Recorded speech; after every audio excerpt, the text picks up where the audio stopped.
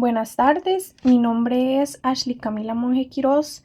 Estoy grabando esto el día 23 de noviembre del 2025 y hoy les voy a estar hablando sobre los hechos generadores de las cédulas de la Ley 7092 según el tema que corresponda.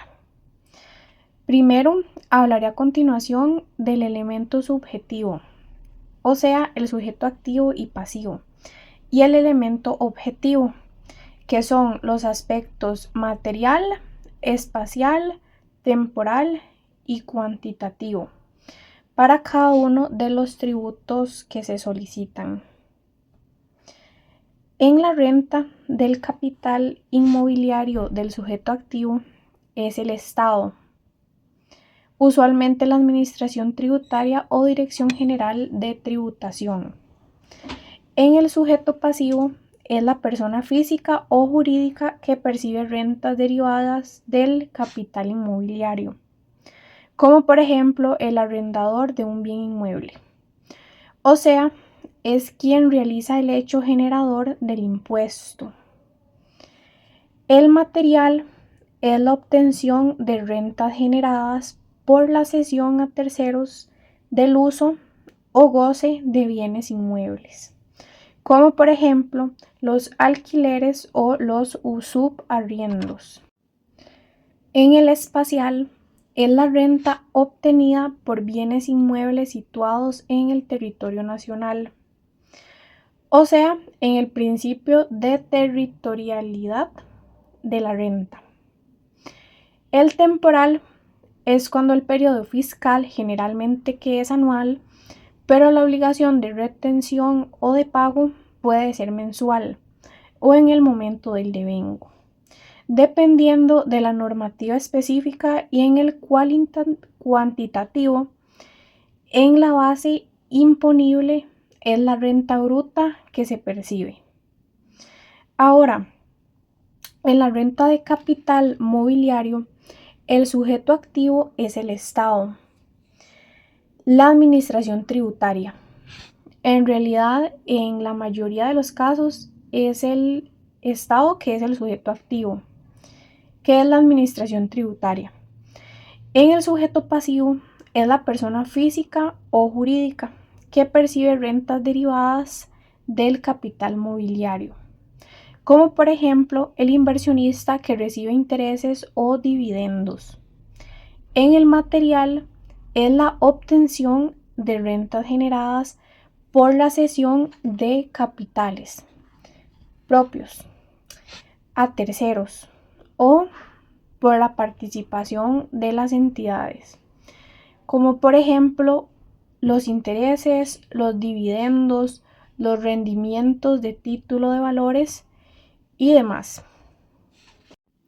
En el espacial es la renta obtenida o pagada dentro del territorio nacional, o en algunos casos rentas de fuente extranjera percibidas por los residentes dependiendo del sistema tributario.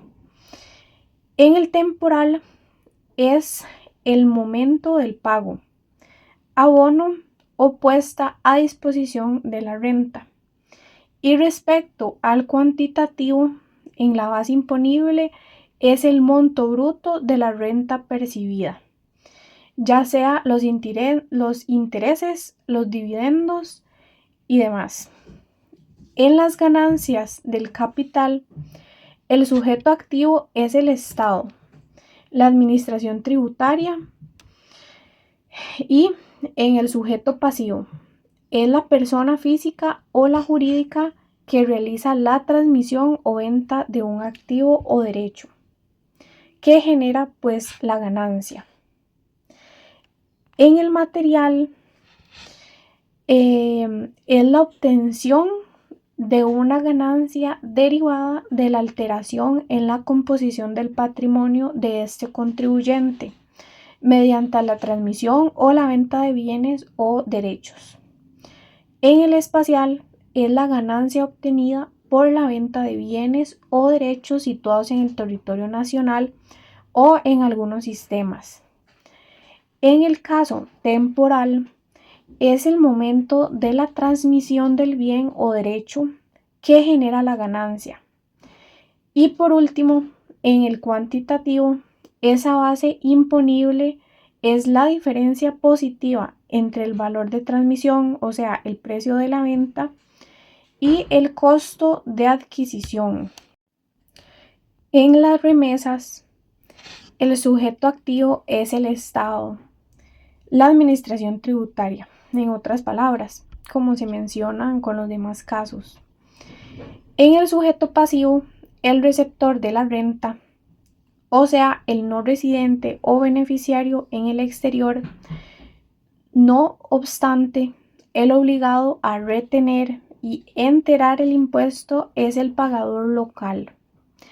En el material es el pago, crédito o remesa de sumas de dinero desde el territorio nacional al exterior como contraprestación por el servicio, por regalías y demás. En el espacial es el pago, crédito o remesa que se debe originar dentro del territorio nacional, con destino pues hacia el extranjero. En el caso temporal es el momento del pago o abono de la renta al no domiciliario, que es cuando debe efectuarse la retención, y en el cuantitativo la base imponible es el monto bruto remitido o pagado. Ahora, la diferencia entre el gasto deducible y deducciones únicas, y también voy a estar diciendo ejemplos de cada uno. En el gasto deducible son costos y gastos que se consideran útiles, necesarios y pertinentes para producir lo que es la utilidad o beneficio y que están expresamente autorizados por la ley. Entre sus ejemplos serían el costo de los bienes y servicios vendidos, los sueldos, los sobresueldos, los salarios, las bonificaciones, pero siempre y cuando se hayan retenido y pagado el impuesto al salario y las cuotas patronales.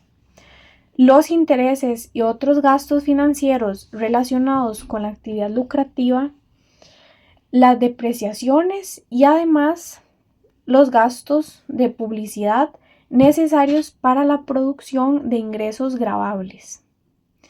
En la deducción única se define como un porcentaje fijo de la renta bruta que la ley permite deducir a ciertos contribuyentes, sin la necesidad de presentar comprobantes que respalden estos gastos.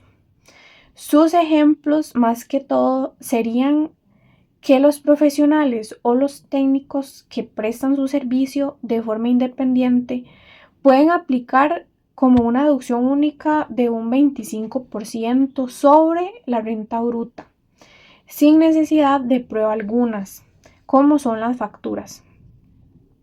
Muchas gracias.